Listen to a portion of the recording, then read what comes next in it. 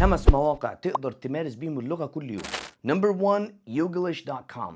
في الموقع ده انت تقدر تكتب كلمة ويجيبها لك في فيديوهات كتير قوي موجودة على اليوتيوب بالسبتايتلز، بحيث تشوف الكلمة وتسمع في كذا فيديو بكذا لكنة بتتنطق ازاي، زي كده. A water problem? On water. The water.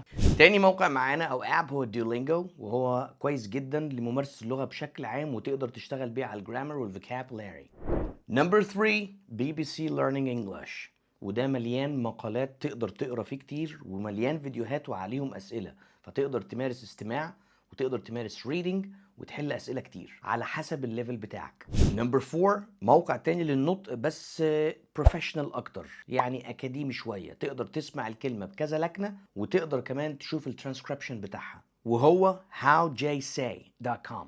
نمبر 5 معانا، وده اقوى موقع تقدر تمارس بيه اللغه وانت مستمتع جدا، وهو اسمه lyricstraining.com. الموقع ده بيجيب لك الاغنيه وعلى حسب الليفل بتاعك بيشيل لك كلمات معينه ناقصه في الاغنيه، ومطلوب منك تسمع والاغنيه شغاله وانت تكمل الكلمات الناقصه دي. فانت بالطريقه دي بتتدرب listening، بتتدرب writing، وفي نفس الوقت جزء pronunciation لان انت سامع بينطقوا الكلام ازاي. لو في مواقع تانية بتستخدمها لممارسه اللغه ما اتذكرتش في الفيديو اكتبها لنا في كومنت.